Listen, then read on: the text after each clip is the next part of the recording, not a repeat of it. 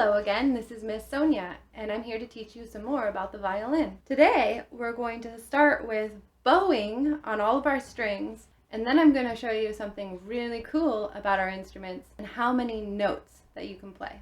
So let's start with our bow. It should come out of your case all loosened. And we'll tighten it up, twist the winding screw to the right, just until a pencil fits into the middle of the bow. Now, let's go over our bow hold really quickly. From quiet coyote to rabbit, take a nap, picky tip.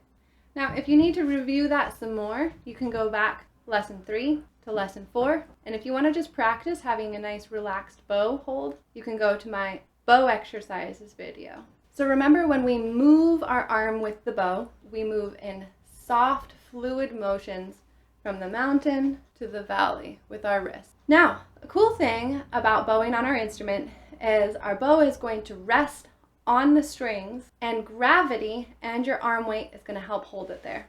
Now let me show you a little bit about that. So from here, I can just let the bow fall on the strings, and it's like a trampoline, right?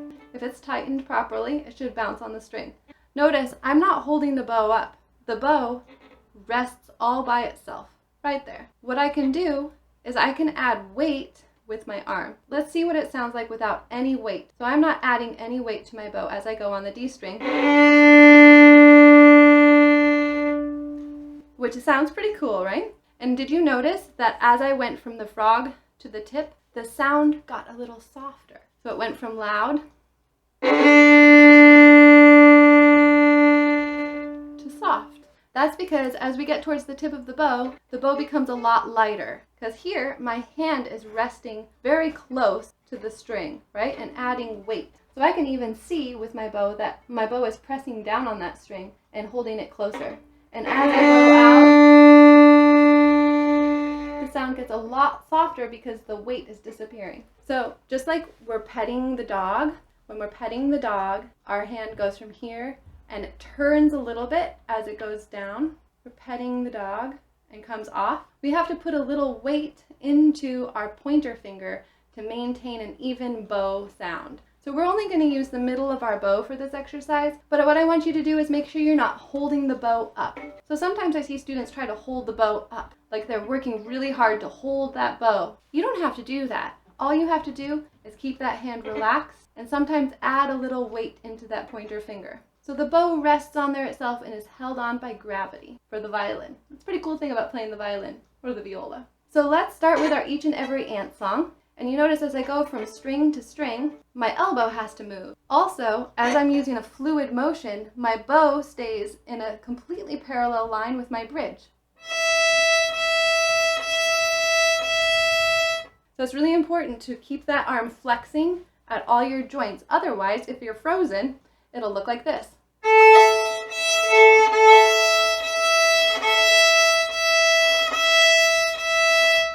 I call that banana bow.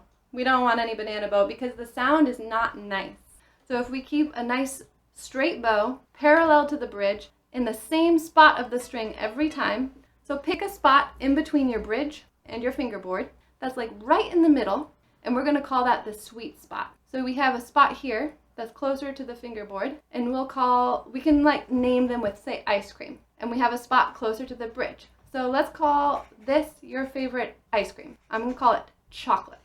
I love chocolate ice cream. If I play over here, I'm going to call that strawberry because that sound is going to be a lot louder and brighter. And for me, strawberry ice cream is very loud and very bright to my senses.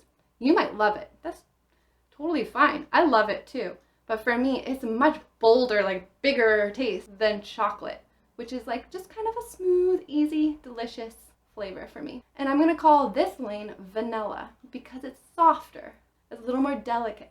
It fills my senses, right? But it doesn't have as strong of a presence as chocolate, and definitely is a lot softer to me than strawberry. Choose your lane, name it, and we're going to use the middle of our bow. So we're going to divide the bow into 4 parts. Here's half, so first quarter, second quarter, third quarter, fourth quarter. So this part is near the frog. Here's 1/2 of the middle, second half of the middle. So this is where we're bowing, from here to here.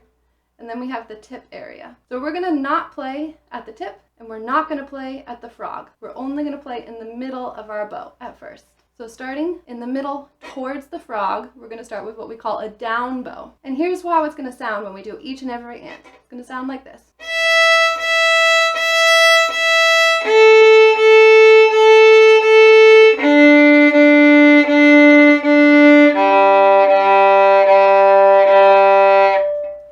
Let's try it together. Make sure you're in your favorite lane. For me, that's chocolate. Make sure your bow is parallel to the bridge, so not angled to your ear or angled towards the scroll, but perfectly in a straight line, the same straight line as the bridge, but moved over so it's parallel. And make sure that you're flexing all of your joints so that bow stays in the same exact spot and doesn't do a banana bow.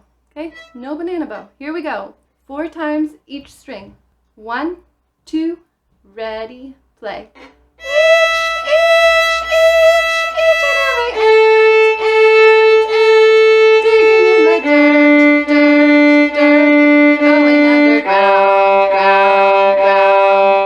So you can go back to lesson 4 and play all of the songs that we learned in lesson 4 if you want to. I want to also show you some different kinds of rhythms that you can do with the bow. Starting in the middle of the bow, we can go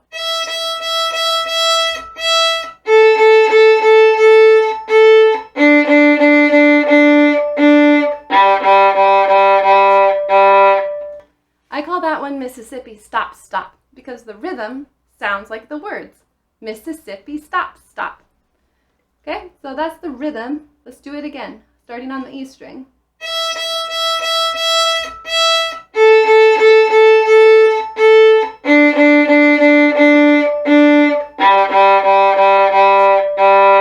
Another fun one that I like to do, I call down puppy, up puppy. So when we go down like the rain, we call that a down bow from the frog to the tip.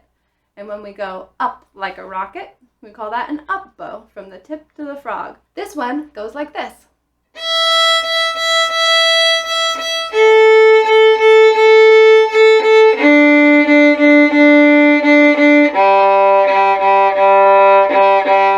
Let's try it together. Now remember, keep that violin parallel to the floor. Your left arm should be down towards the nut and holding the neck in a relaxed, gentle way. Straight line from your lowest knuckle to your elbow. Find that delicious lane on your instrument, or it could be your favorite color or your favorite animal. Make sure your bow is parallel to the bridge. And let's play down, puppy, up, puppy. So you can go back and play these as often as you want. So here we go. 1, 2, ready, go down, up.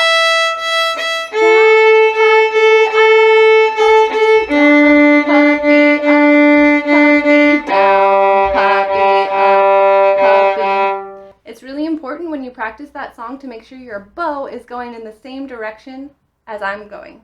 So starting here, we go down first. We do a short puppy, and we go up. Puppy. So one more time. Down puppy, up puppy. Here we go. 1, 2, ready, play.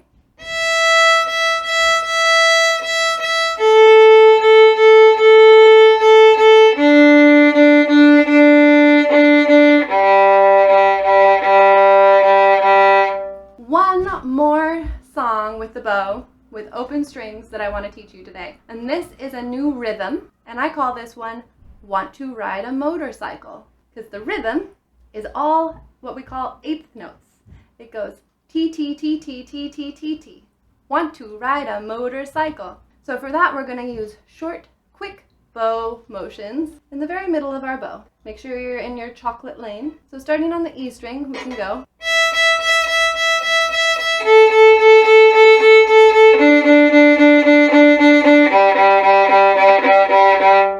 Let's try that together. I'm going to count us in, and make sure you're keeping your wrist and your hand soft. So it's short bow motions, and notice I'm not going from my elbow. That's really hard, and that will hurt my shoulder. Do not do this. Big X. Don't go like this. Only move your wrist and your fingers and a little bit from your elbow. Ready? Here we go. 1, 2, 3, 4.